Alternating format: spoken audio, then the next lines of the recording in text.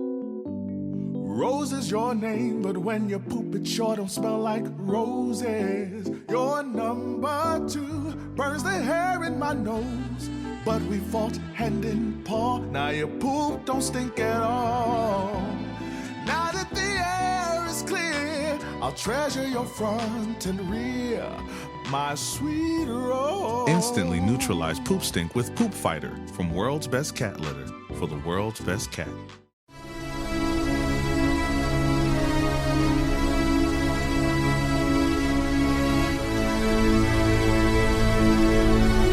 Welcome to the Dynasty Dugout Show, a podcast covering all things minor league baseball. Get a front row seat to the action with everything you need to know about the future stars of Major League Baseball. And now, here's your host, Chris Clegg.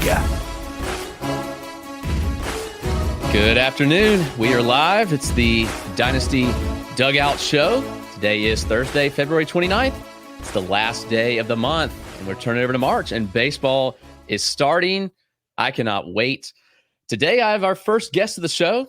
Matt Thompson of Prospects Live is joining us to break down the Cardinals farm system. Matt knows the Cardinals system extremely well, so I'm excited to have him as we break down the farm system together, look at the top prospects, look at some guys that maybe even contribute to the major league team this year. Matt, welcome. How you doing today?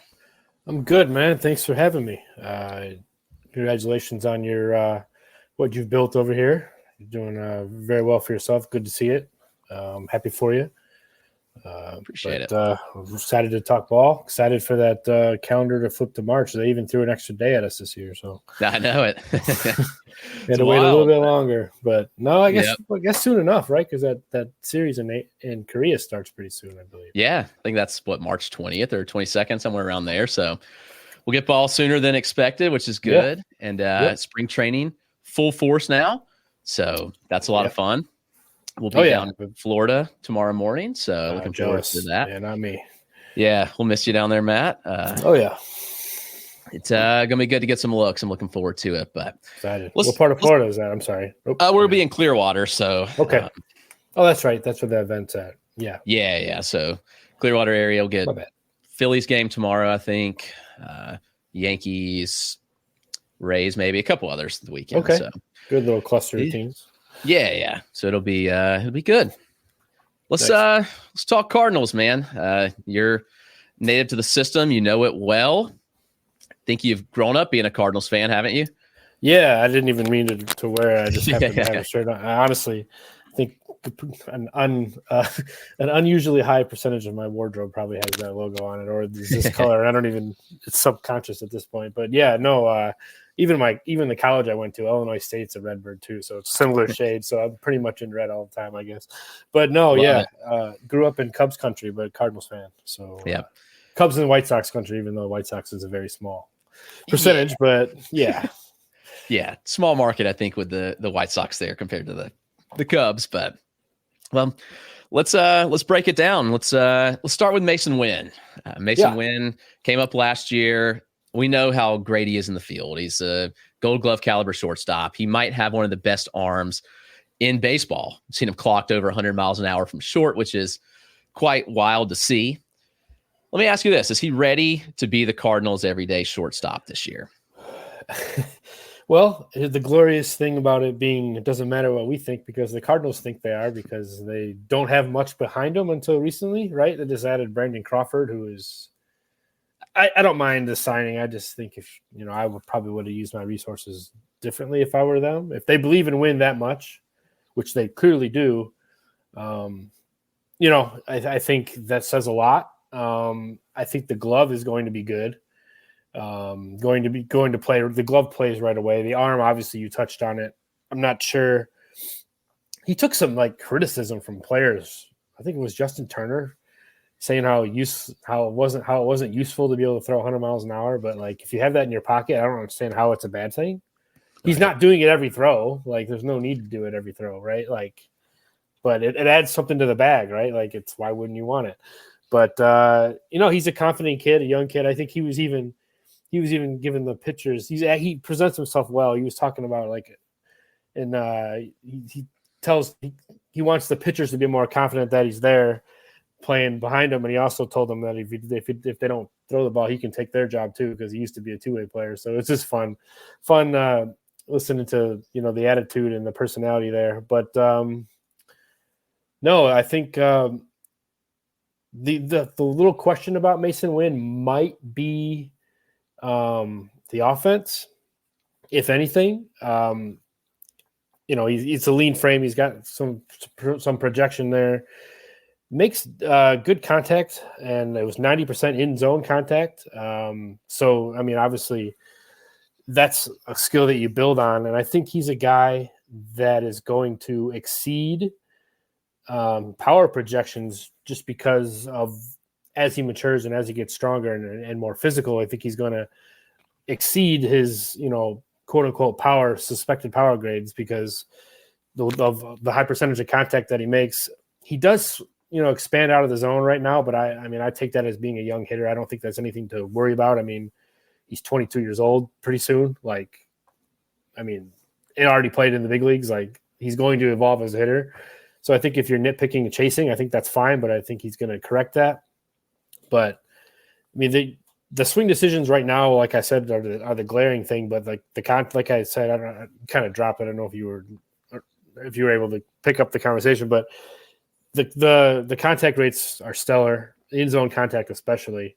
And I think when he does pull the ball, he hits a good percentage of balls in the air. So I think he could grow into I don't like comps because I think they're kind of crazy, but I don't see any reason he can't be a 20-25 homer shortstop in his peak years, because the way he pulls the ball and lifts the ball is kind of similar to Willie Adames and Dansby Swanson, how they do it.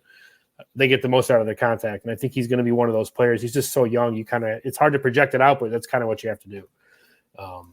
But I think he's going to be a well-rounded all-around shortstop. And I mean, two elite tools with the arm, obviously being 80 grade. And I put 70 for run. And obviously I think he's going to be a plus glove if he's not already. So that's 3+ tools in the bag. And I think the offense could be league average. That's a fantastic player.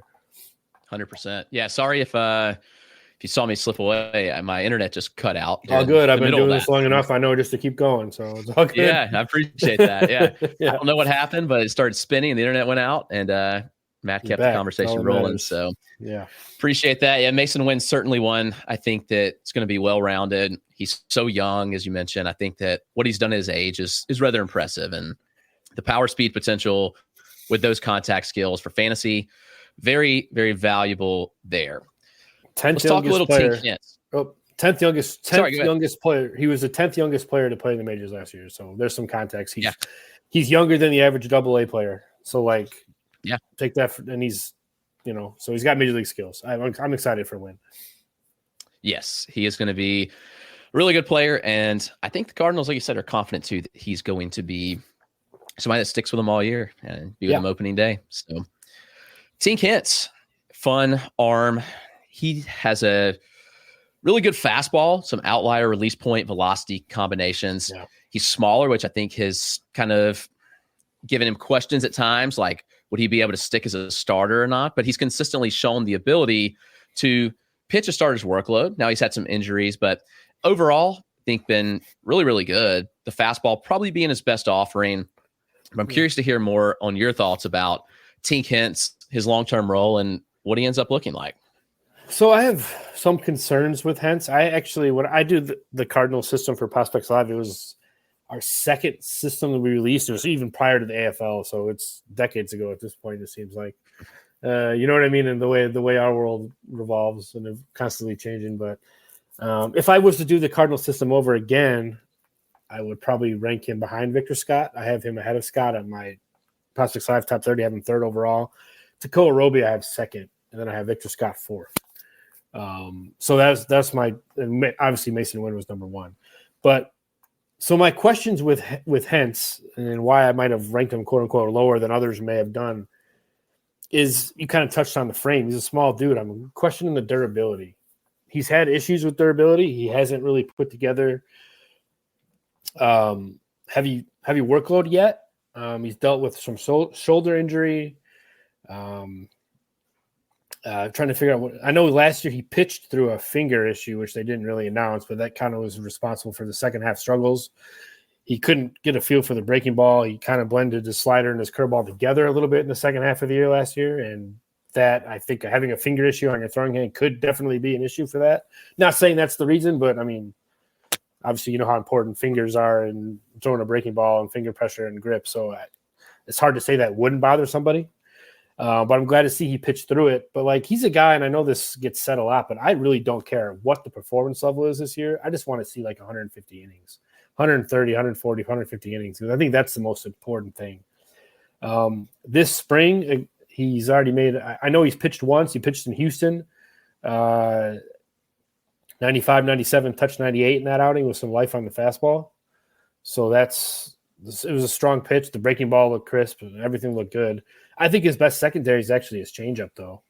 The way that has some tumble and plays well off the arsenal. Excellent arm side fade and good separation off the fastball. Two distinct breaking balls, but they do blend together. Like I said, the slider is kind of a flatter version of his curveball, obviously thrown harder. But hence, for me right now, I've heard a lot of rumblings of maybe coming up this year. If everything goes well and pitching a multi-inning relief kind of role, I wouldn't look at him to be a starter at the big league level this year. I do think long-term, that's definitely the goal. But there's always some risk with that because if you perform really well in a short stint, like you could kind of pigeonhole yourself into that kind of future role as that, which I guess is a first world problem because it means obviously you're a good major league pitcher, right? But so he needs to get there first. But it's just continued health, continued durability, and he's got the stuff. It's just honestly, I need to see the innings build up. I don't know what your thoughts are. I know we saw Hentz in the AFL 2 years ago.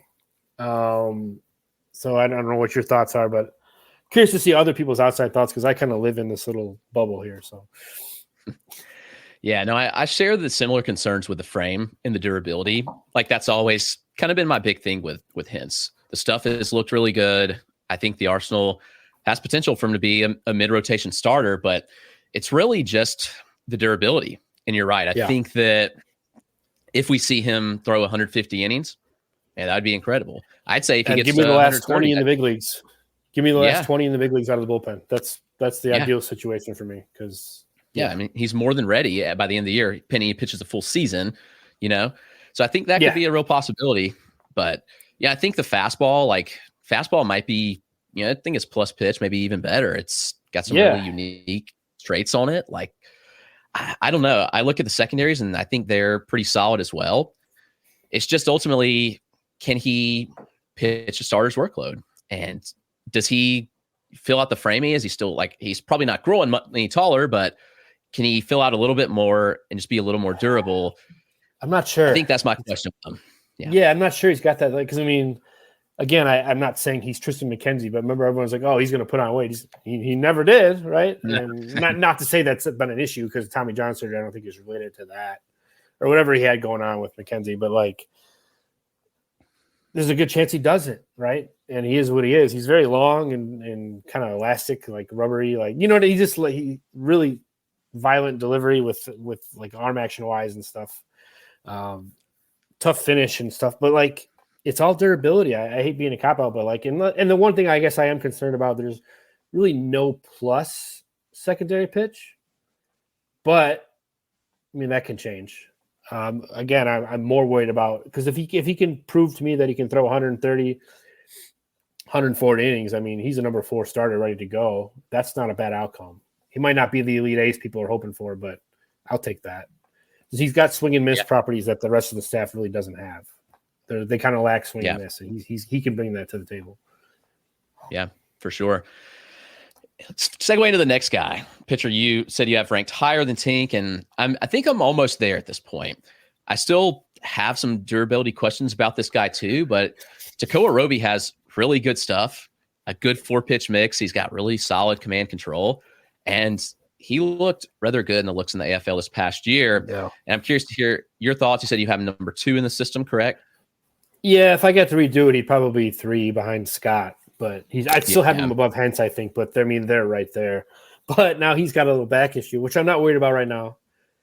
I'm not worried about anything beginning of spring that causes you to miss time. He's not going to break camp. That's never been a question. So minor league season starts even later. So I'm not concerned at all. They said if it was a regular game, he probably would have pitched. No reason to push him now. But he did miss the start with a back injury already this spring, if people weren't aware. But so this is quote unquote what they look like, right? From a pitcher standpoint, the big Texas prep guy, Texas prep kid, big broad shoulders, strong, durable frame. That's kind of the main reason why I have him over Hentz, is I think the fastballs are comparable from a velocity standpoint. But I like Roby's build. I'm more confident in him to stay healthy, even though he hasn't. Neither Hentz or Roby has ever had surgery, by the way. So that's also a positive thing. But they've also had their share of, shoulder and back things. And even when the Cardinals traded for Roby in the Montgomery trade last year, he was rehabbing from a shoulder injury. So he really wasn't officially throwing. The Cardinals got some good reports on his rehab in Arizona and got him included in that trade, which I think is a good deal for them. That's what it looks so far. I'm a big fan of Roby. I think he's got, similar upside to Tink, and I think everything can be a number 2-ish if it works, but that's kind of betting on a lot. It's 92, 97 with some carry on the fastball. Again, like Tink Hentz, he has some issues with, holding a velocity. Like he tapers down to about 93, 94 later in his starts. From what I've been able to source, big power curveball, which I'm a sucker for that pitch. Low 80 slider gives him a nice east-west look, and he also has a nice changeup. I think he's got a potential to have 3 above-average pitches, which is also something that I think I'm not sure Hentz does. Hentz might have 2 above-average pitchers and maybe 3 average. I think Roby has a chance to have 3 above average, which I know I'm splitting hairs, but that's what we're doing. We're talking about how close they were anyways, right? So I think, again, he's another guy. If I can get 120, 130 innings out of him, I'll be ecstatic. Give me that, because the strikeouts and the results will take care of himself if he's healthy and durable. And I think those are the 2 biggest questions for both of these guys, is just going out there and taking the ball every week in the minor leagues, right? Take it once a week and go and see what you can do. And I'm aggressive on both of these guys, as I think they have what the Cardinals lack, a lot of swing and miss. I think they naturally can provide upside to the staff. And if they are both healthy at the end of the season and have kind of put together a decent season, I don't see any reason why both of them are not with the big club. Probably not in a fantasy relevant kind of role, but with the big club toward the end of the year, because they can provide electricity out of the bullpen at the very least, right? So that's where I'm at with those 2 guys. Yeah, I do like both. I like Roby a lot. So a little more confident in his frame. Sticking in as a starter long term, being hopefully a more durable starter, even though he's had the injury concerns. I do think the profile and the arsenal is really solid. So I'm excited to see what Roby can do this year. Hopefully healthy. Yeah, that trade looks really, really good. And we'll talk about the other guy that came over in that deal. But yeah, I thought the Cardinals knocked that deal out of the park. But let's talk Victor Scott, who we also saw in the AFL last year and is one of the buzziest names from like the end of last minor league season to now. Probably Victor Scott. I mean, he has flown up significantly. He looks like that he may spend some time in the majors this year. And I know there is some opportunity, but there's not. But I like Scott a lot. I'm curious to hear your thoughts on Victor Scott. Good players make their own opportunities, and I think he's in the realm of that. I'm not counting on him this year, but I really do think he offers a lot of skills that they currently don't have on the roster. They really lack a true center fielder. Tommy Edman is that guy, but I think he's dealing with a wrist injury right now that's probably going to delay the start of his season. I'm not saying Victor Scott's going to come up, but I think Newbar and Dylan Carlson will probably split the center field reps, and everyone loves Lars Newbar. He's not the best center fielder. I watched a lot of that last year. He's fine, but like you're not going to commit to a lot. Carlson's actually a better outfielder, but the bat for Carlson has been a struggle. So like there's an avenue for Victor Scott, but I think if anything with Victor Scott, it's going to happen later in the year, if at all. I'm not anticipating it. Like I think he has some work to do in the minor leagues as far as his entire game, really, because I mean he's still relatively inexperienced, but like he's I understand the comp because it's like Asturi Ruiz from a fantasy sense, like his ability to steal bases. I mean, we watched that. I won that Paul Stars at the AFL game because of Victor Scott. I don't know why he was still around at my draft pick, but I got him, and he's although you remember all those stolen bases and he had the extra base hit and everything. Like, I mean, and then like the thing that sticks out to me from the AFL too. I don't know if you were at this game or not. He got hit in the knee with a pitch, and then it was like the couple minute delay because he was trying to figure out if he could still walk or not or everything. And then next pitch he steals second, and next pitch steals third. It was hilarious. Yep. That's wild. But like he's just such an impactful player, and speed can impact the game on both sides of the ball for him. We also did see in the Arizona Fall League he misplayed a ball in center field that led to an inside the park home run. Right, we saw that at Scottsdale because he cut that sharp angle instead of playing it safe, which in a regular game I'm sure he would have. But it's AFL. Take chances, take risks, show what you can do. Ball got by him, ended up as an inside the park home run, but like it is everything that he is. But like. So Scott, from a fantasy standpoint, could be like an Asturi Ruiz, but I actually think he's a better bat too. Like I think he's an excellent bunter too, which is an underrated aspect of his game. I know bunts are out right now, but not if you're like Scott. I think if you're Victor Scott, you can, and it's part of your arsenal, part of your tool belt. He's so good at it. He bunts a lot, which is another thing when you get that exit velocity data and you're looking at Victor Scott, you have to filter out the bunts because it's a sizable portion of what he does. So you look at the numbers, you're like, okay, that doesn't really – it's more impressive than you think. I think it's like a 12 to 15 homer guy, I think, at the end of the day. But, like, the exit velocity data is even longer, even bigger than that. He doesn't elevate a lot, which is good. I don't really want him to with his game. So it's going to play down, but you also have to filter out. He's a massive bunter. Like, he bunts, especially against lefties, like, a lot. He will try to put it down and use his speed to get on base. And, of course, those are registered as a batted ball. So you have to – use your eyes and not just looking at spreadsheets and figure out, okay, like Victor Scott can do this and this. I do think he's a big league caliber defender in center field right now. I do think he's an elite top of the scale runner. Obviously the stolen bases are, I think he had 93 or 94. I think they changed it. He had 94, then they dropped it down to 93. Like, I think he was, if he didn't lead the minor leagues in stolen bases, he was second. Like, he was in the conversation, I really like Victor Scott, and I think it's a relatively high floor because of the defense, even if he doesn't hit. But my only concern then on that is if, say, he doesn't hit, and can you have him and Mason Wynn in the lineup at the same time if they potentially don't offer anything offensively? That's going to be tough to do. So that's something you kind of have to hope, which I think Wynn will hit. But if Mason Wynn doesn't hit right away out of the gate, can you play both these guys every day in an offense now with a DH like that? I don't know, right? Because that'd be a tough thing to do. But Scott, as a standalone player, I think we could see him at late in the season. But I would expect to see him in 2025. He's going to get a lot of run this spring with the big club, which they tend to do that. They caddy their guys together. Bader and DeYoung played every game together. Garcia and Rosarena played. They introduce young guys together and then bring them in waves. And you're going to see Scott and Sajaci playing a lot this spring with the Major League Club, and it's well deserved. And it's not an accident because they want to see how he's going to look with these guys. But Scott's fun. He's going to be your grandpa's favorite player just because he's the old school Vince Coleman type guy. They all love that era of baseball, and especially with the Cardinals have a rich history of that. And he's going to pick up that torch and be the next guy. But Scott's very, very fun. I don't want to rush him because I think he can be a special player, but if the need arises, I mean, if you need a defensive center fielder, I would not hesitate putting him in there if you needed it. Yeah, he's a really fun bat. Really enjoyed watching him. And you're right. I think the power's there more than people think. He generates a lot of explosiveness in that lower half, and he can really turn on the ball. We saw it several times.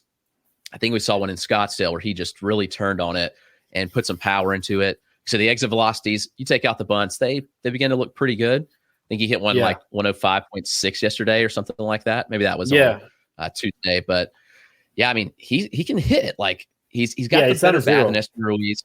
Yeah, he's got some power, and he's going to be an elite stolen base threat. Like, I think this is the kind of asset that dynasty managers should want to invest in because that kind of speed doesn't come with a good bat and some decent power, very often. Yeah, I was trying to slot him in. We just did our top 500 at Prospects Live. He's a tough player to rank from a fantasy standpoint for me. I think I put him – I'm kind of putting you on the spot here. I put him personally, like, I want to say he was like 65 on my top 100. Where do you have him? Mm-hmm. I have him 64, actually. So okay, right so there. We're very similar then. Okay, because he's a hard player to value because there's a lot of intent. Like, it's his immediate impact is going to be defensively before it's offensively.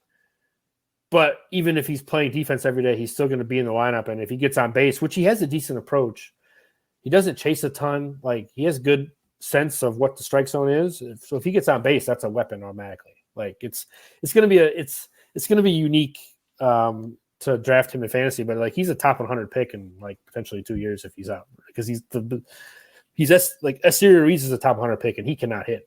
Like, Scott is significantly better than that offensively. Yep.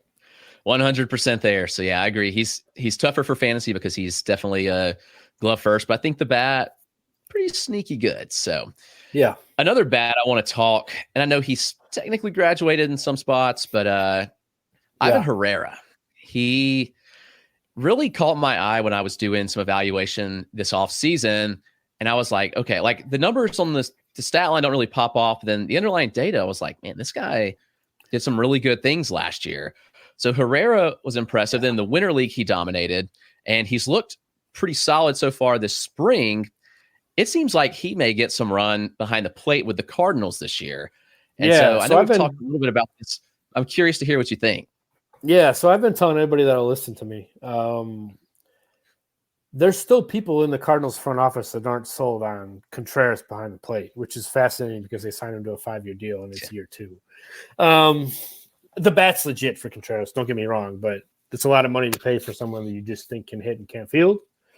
There were some pitchers last year on the Cardinals staff that were very, very vocal about Contreras catching them. And supposedly one of the pitchers, who I won't name, but he's now with the Detroit Tigers, had a problem with Contreras calling pitches that he evidently didn't have. So I could see how that'd be an issue, right? Like, different aspects of that. But Herrera he's a guy, he's going to play more than a traditional backup catcher. He's going to probably start 2 or 3 days a week, I think, behind the plate, which I think, while doing that, is also going to be a boon on Wilson Contreras' fantasy value, because then he's going to DH and he's still going to play. So that's kind of what the ideal world in fantasy is, the catcher that doesn't catch, right? That's the sweet spot, right? So I think Contreras will do a lot of DHing, which will be nice for that avenue. But Herrera is going to catch a lot. I think we DM'd about him a lot this offseason, and I think I told you he's going to catch more than the traditional backup catcher does for sure. And they kind of already announced that a little bit. There's some quotes out here the other day that were saying something about he might split catching duties, which that's a vague statement because every catcher splits catching duties with everybody. But like it's going to be a higher percentage than the most traditional backup guys. Herrera is a really good hitter. He's a tinkerer. I think I've seen him live maybe 10, 12 games, and I think he's had like 5 or 6 different batting stances. Like he's a constant tinkerer. Like if something's not right, he'll go in there and fix it. But he's developed as an offensive player. He hits the ball really hard, consistently, has a good approach.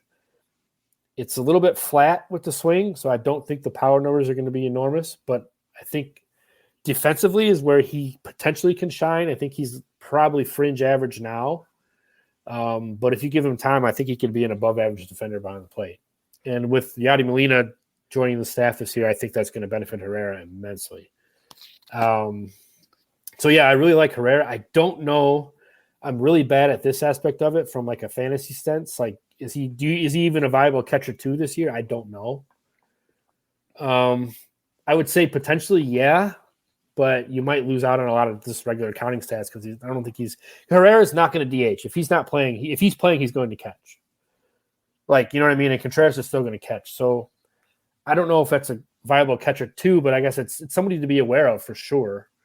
I don't know if you have any thoughts on that, but I like what Herrera's done. Yeah, so I've taken him in a lot of draft champions leagues, 50-round draft and hold. It's like my catcher 3. Like I feel like that's a pretty good spot for him. Like he's going like pick 450 to 500 range, which is not anymore. I know it's going to go up. Yeah, with that announcement, he's going to fly yeah. up. So that's obviously a concern that he goes too high and then he's overvalued a bit. But I do believe that as a C3 in a deeper league, like there's worse options than Von Herrera. I mean, the bat's good. I mean, if he plays 2-3 days a week, like that would work for me. And then if there's an injury, obviously he's going to get some more time. So 100%. I think that's the kind of format. I think it's harder to draft him in a regular NFBC like format that just has like 7 bench spots and no like, that's tougher. But a DC, I think it's more like palatable to do that. But also in like a dynasty league, I'm like a deeper dynasty, like picking them up and kind of seeing where it's going. But that's what I was going to get to. From a dynasty standpoint, I'm all about it, because another thing too, he got an extra option, so they can send him down, which I think is good, because if you can get regular reps if he's not playing enough. Because the DH situation there might get crowded because they do have other guys that could do it. Gorman and Donovan, one of them two's got to play. Jordan Walker, like those are all guys that the DH spot's not going to be. It's going to be a revolving door with 3-4 guys that are going to kind of rotate in and out. But for dynasty, I think I'm over Herrera, because I would make a strong guess that going into the 2025 season, Von Herrera will be their everyday catcher. Yeah, that's just throwing it out there. Yeah, I'm just like they're alluding to that. And if you want to get, and I think if you could somehow project him to get every day at bats, I think he's a top 12 catcher. Yeah, it's certainly that's there. Playable, right? Yeah, he's close to that. If not, he's in the conversation. So if you can get that for free, I mean, that's pretty good. Yeah, I mean, the underlying data is really good on him. Like from contact improved last year, the exit velocity's improved. So all things you like to see. And he's still young. I think that like he was so hyped from a really young age. And then like it's just been like a slow progression. And so everybody kind of wrote him off, but kind of just put him by the wayside. And now it seems like he's back, and not back, but he's ready to go, and he's still young and a dude that's still developing. So I'm excited to see what Herrera can do this year, but he's a fun name. This guy, Cooper Jerpy. He's incredibly unique. Yeah. He struggled with injuries. The velo is lower for the fastball, but it's a very unique fastball from a release point, like some outlier traits on it. Saw him pitch in Fall Stars, which he was a lot of fun to see. And then we saw him the other day, and he looked pretty good in a small sample. And so I'm curious to see what your thoughts are with Jerpy. Is he a starter long-term, and can he make this profile work? So this kind of speaks to the disconnect with the organization a little bit. You know what Cooper Jerpy is. Nothing about him is surprising.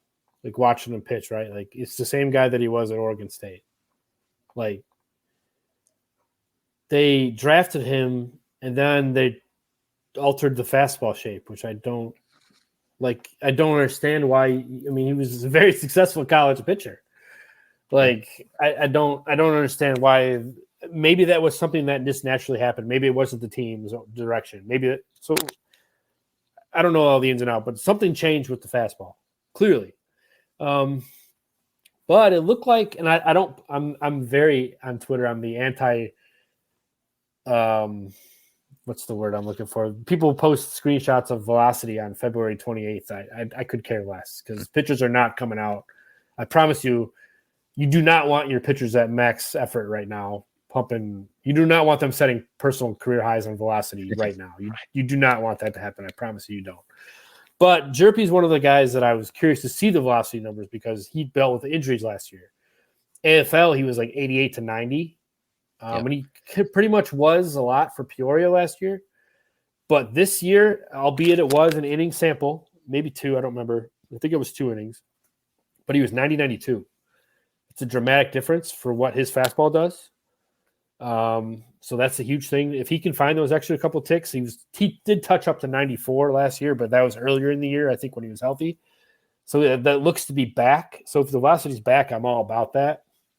But it's going to be a fastball, cutter, slider, pretty much for Jerpy. He's not really going to be. He has a curveball, but it's fringy. With his release, it's really hard to get on top of it and have a curveball. So I don't anticipate much there. But a slider and his changeup can be really good. Changeup is going to be a weapon. The slider and cutter kind of blend together a little bit. The lazy comparison is Chris Sale because the deliveries kind of make sense. The build is similar. But Sale has more velocity on the fastball. But Jerpy, he's got that little arm lag with the wrist that creates natural deception with really good flexibility in the delivery, gets really good extension, has a low release point because of the extension and the height and the frame. It's totally unique look. Like, I think you don't want to draft a first-round pick for this reason, but, like,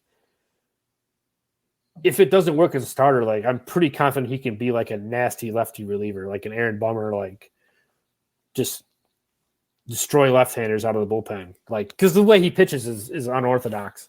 But you don't draft somebody that high to do that. You draft somebody that high because you believe in what they can do. You want to keep him as a starter, which there's no reason to move him off of that yet. I'm excited to see. If I had a quote-unquote guy to watch this year, guy I was most interested in the system so far that we talked about, to see what they do, it's him, because there's so many variants. He was hurt last year. Healthy, didn't look like the same guy. Now I hope potentially maybe he's looking good. So I want to see what he can do. Yeah, he's very unique, very deceptive.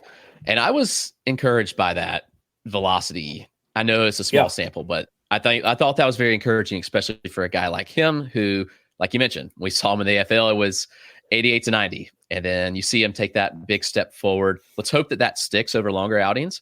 Yeah. That would be highly encouraging to see out of him. So that's fun. When you're looking at pitcher's velocity, like you can't just go across the board and look at who's up and who's down. Each one is a case specific thing. Like, you need to put context behind this velocity. Like with Jerpy, it was very encouraging to see him up because that's where he was at. And then he wasn't, and now he's back there. So that's huge. Like, now I think he's a guy that could potentially add velocity with the way his frame is. So hopefully we start to see a little bit of that. But he's another guy with durability issues. We feel like we're on repeat on that. But, like, that's the big thing. If he can give me, 100 and 120 innings, perfect. I want to see what he can do. Because I do think he's a starter. 10 years ago, 15 years ago, he's automatically in the bullpen because of how he pitches. Like, there's no question. Like, they don't even mess with it.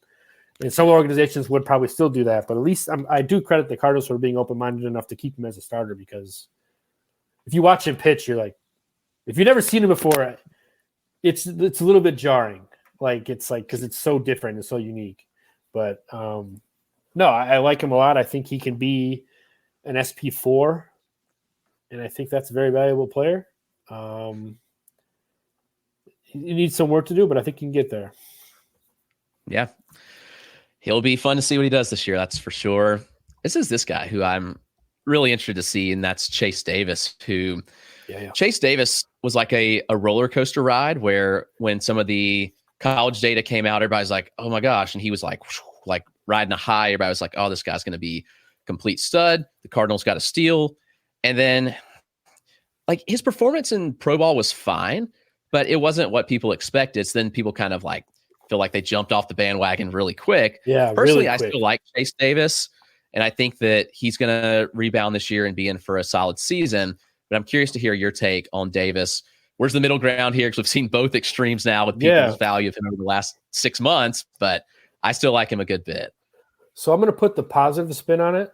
Shocking, I'm a Cardinals fan, but I'll put the positive spin on it and say that I'm very encouraged with what he did while he struggled. Right, he struggled offensively in a tough place to hit. Jupiter, Florida is not. I want to say it's in the top 10 of most favorable pitcher parks in the minor leagues. Don't quote me on the number, but it's got to be up there somewhere. But what I mean by that is he struggled, didn't hit for power, but he still was disciplined. Still showed a really good approach. Didn't chase, didn't expand the zone much. Like, stayed within himself. Was confident in himself that he's going to hit his way out of it. Stayed grounded. Stayed where he is. And if that's a very impressive thing to me, because he might have never struggled like this ever in his career, like, to this point. Yeah. And that might be the first time he's going through those kind of struggles. And there's a 34-game pro ball sample in low A, and he didn't hit at all, really. 45% of his plate appearances resulted in a walk or a strikeout, which is kind of crazy too. But like at the same time, like he's showing disciplined approach, maybe borderline passive. Maybe that's why some of the strikeouts are inflated, because he's finding himself in 2-strike counts a lot. And so maybe that's something to address and something to watch closely. But like, he's always going to have some swing and miss in the game, as it is anyways. But he's just got that appealing swing. Like Carlos Gonzalez is like 2.0 on like the mechanics of everything. Like it's a very pretty left-handed swing. Like, and he controls the zone very well. He's always going to run at probably 25% K rate, but he might hit 25, 30 home runs. And he might post above average OBPs. Like, trying to think of a major league player that's like that right now, but I'm drawing a blank, of course. But like, that's a valuable player. Like, that's somebody you want on your team. He's a middle of the order type bat. Yeah, I think he's one that he makes the strikeouts work, and he's still valuable, like you mentioned. Yeah. He'll be maybe there's some wood bat struggles here. I don't know. Maybe there's some wood bat issues. We haven't seen. I haven't seen enough of a sample to think otherwise. Obviously, in college they don't use the wood bats, if you don't know. So maybe that's like, a different aspect of things I need to pay more attention to. I want them to send him back to low A. Don't even try to move him up. They're a very aggressive organization with assignments for a lot of guys out of the gate. I mean, you're looking at Jordan Walker, Mason Wynn, perfect example, right? Already in the big leagues, can't even drink alcohol yet. But like, I hope they're reining it back with Chase Davis. Let him go back to low A, show some signs of life, and maybe after 5-10 games, get him out of there, because it is a tough place to hit. But like, let him rebuild his confidence, get him back up. I want to see him with the big league camp this spring, but I haven't seen him yet. I'm not saying he hasn't played. I haven't been able to watch all the games as much as I normally do, but I want to see him with the big league camp. But the exit velocities were pretty poor in the public data that we had from the Florida State League. But again, I'm still positive on the approach in the bat path. I think it can work. Yeah, I'm with you on that. I think that it will still be a fine bat. There's power. The plate discipline, I think, is really good. So I think now is a good time to buy Chase Davis, actually, because of everybody jumped off board. So they did that. They definitely did. I don't blame them, because it's what have you done for me lately kind of environment we've created. But I will gladly take the shares on the cheap if I can get them. I think I took him in our Raz 30 league in the FW in a first year player draft. I think I got him like 23 or 24, which I think that's great value all day. Yeah, like that's a competitive league, and I was able to get him at that price, so I'm all about that. For sure. There's one more guy I want to spend a little time on. We can have a couple quick hits, and that's Thomas Saggese, who was also part of the trade where Tekoa Roby came over to the system. I've come around on Saggese quite a bit. I kind of all season was just kind of like this is going to fall off eventually, because I didn't feel like the data fully supported what he was doing. And the dude just kept hitting. He gets the ball at ideal angles consistently and really gets the most of his power. And he had like a 40% sweet spot rate, which is very impressive, like a big line drive type hitter that puts balls over the fences. And so I'm curious your thoughts on Saggese. Like I said, I've come around on him. I've moved him up a little bit in my rankings. So I was a little reserved on him for most of last year until really digging in this offseason. Well, typical Cardinals prospect in the fact that he doesn't have a true defensive spot but can hit. Back to the early aughts, like that's their style of player. And it's worked out for him. Like Alan Craig, Matt Carpenter, kind of similar tree of can hit the ball, don't know where he's going to play. And that's kind of Saggese to his sense. He's a guy that's like, you've touched on it. He's blown away past like his tool grades offensively by his performance, because like you said, he has an absolute knack for barreling the baseball.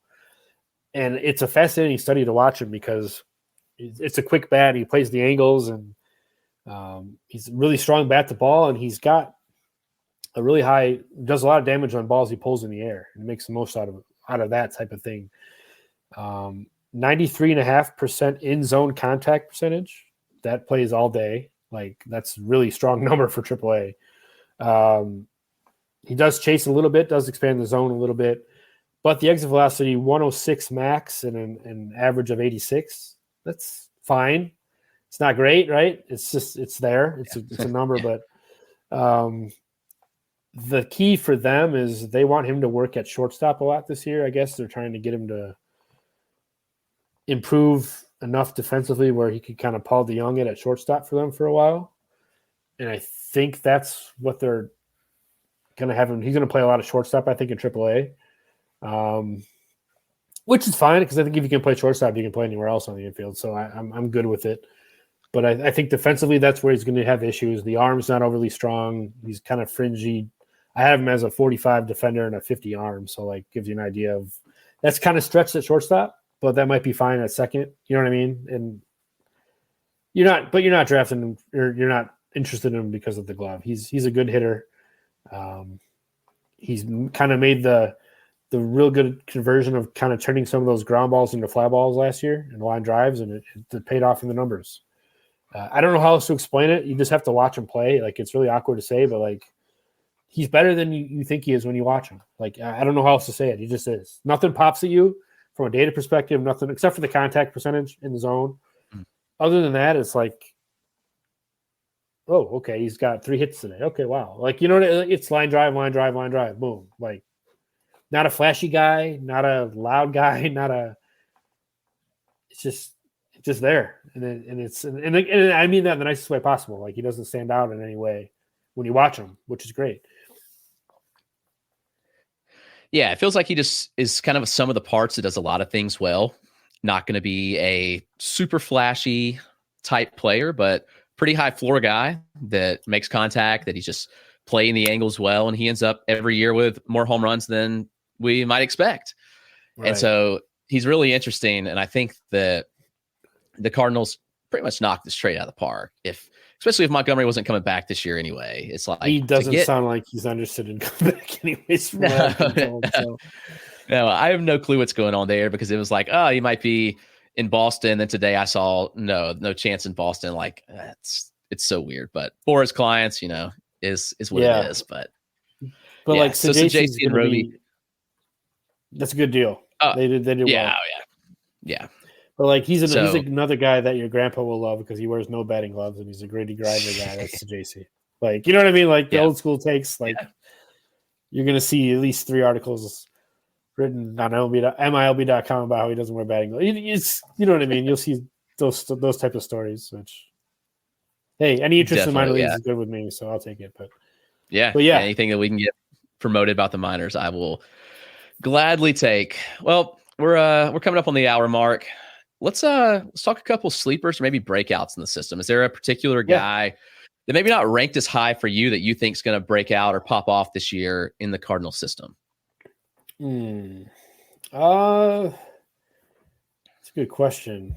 I don't really love the bottom part of the system, if I'm being all that honest. I think there's a lot of major league contributors. I just don't know if there's, like, Cesar Prieto's fine, but like, he's a big leaguer, but like, you know what I mean? Like, he's going to be the big big league someday, but like, okay, like, really high contact kind of guy. I guess if I have to pick a sleeper, it might be Travis Honeyman.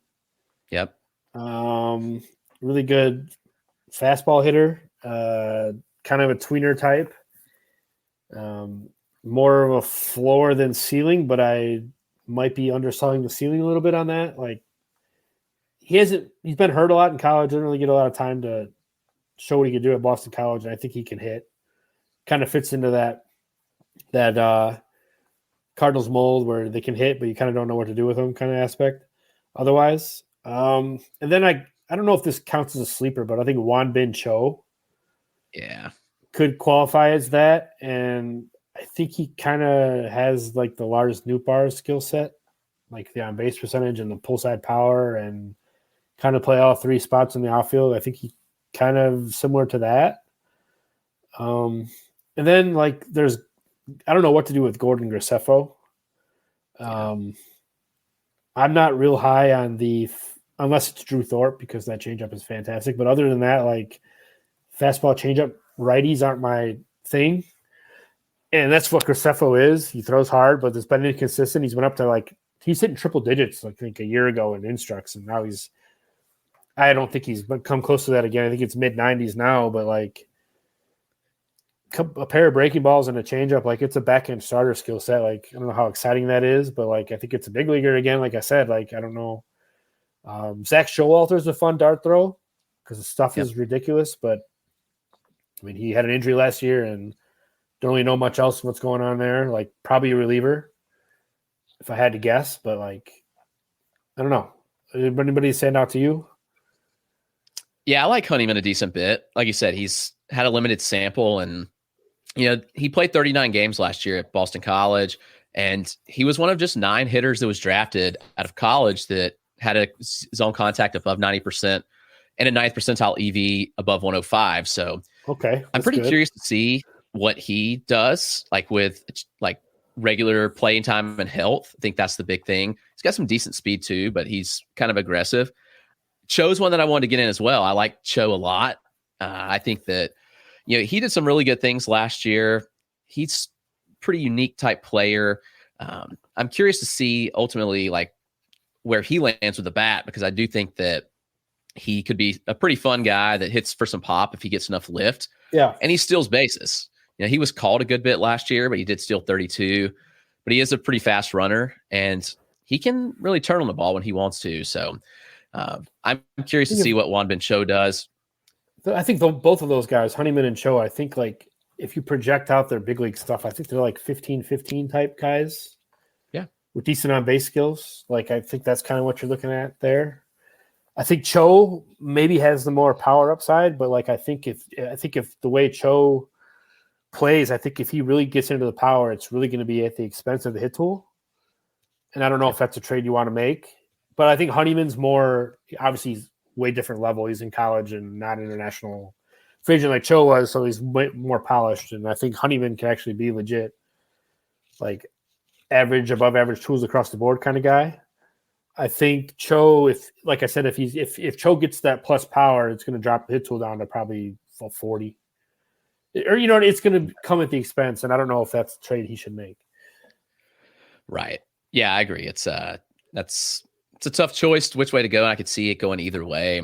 Showalter, somebody that I liked a lot, last year. Obviously, didn't throw a ton, but he had some injury issues. But he has a pretty unique fastball, outlier type four-seamer, really low vertical approach angle from low arm slot. It's really tough to pick up on. So yeah, I like Showalter. Maybe he's a reliever. Still has a lot to prove to be a starter, but he's a pretty fun arm. So, and Graceffo, like you said, fantasy arm.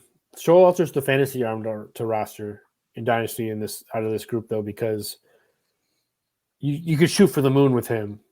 And if he turns into a Gordon Graceffo, then you just cut him and pick up Gordon Graceffo, who's already kind of, you know what I mean, on the cusp of the big leagues, right? I know that sounds harsh, but you know what I'm saying?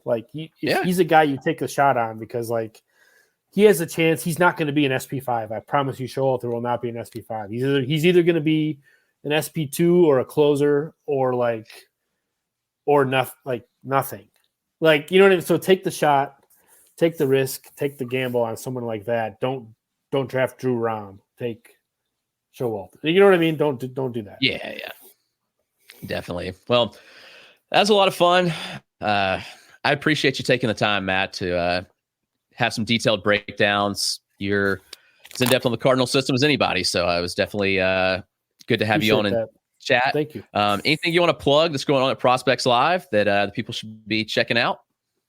Yeah, we're still doing our thing over on the Patreon. Obviously excited for the season to start. Reese White out here killing the daily sheet for spring training with Prospects, so that's been a enjoyable read. He's much more creative than I am, and I it's just fun reading the some of the sayings and phrases he puts in the daily sheet. It's a little comedy mixed in with the prospect coverage. But no, other than that, man, I'm just trying to watch as much baseball as I can. Drafting a TGFBI, kind of trying to keep everything together on that aspect. But big things coming for Prospects Live. We're working on a lot of things behind the scenes. Might be coming at you from a couple different ways next year as we figure out the plan, as we get our situation loaded up. And obviously our draft team's been killing it over there too. I think if you're not subscribed to the Dynasty Dugout and Prospects Live Patreon, you're doing yourself a disservice. So I think if you're a fantasy player, you should be on both of those platforms. Yep, definitely go check out Prospects Live, all the great work that they are doing. A lot of good stuff, especially college draft coverage. Like I said, they've been killing it there. Tyler Jennings been at the park putting some great stuff out, as well as their draft team. Absolutely. And everything they're doing is great. So check that out and support their work. This has been another edition of the Dynasty Dugout Show from Matt Thompson and Chris Clegg. Have a good day.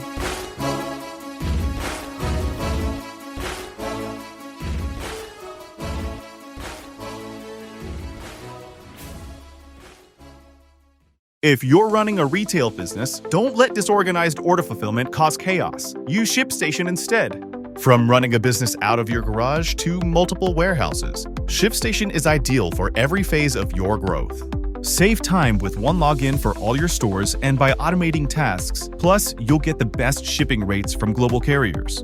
Calm the chaos with the shipping software that delivers. Start a free trial at shipstation.com/audio. That's shipstation.com/audio.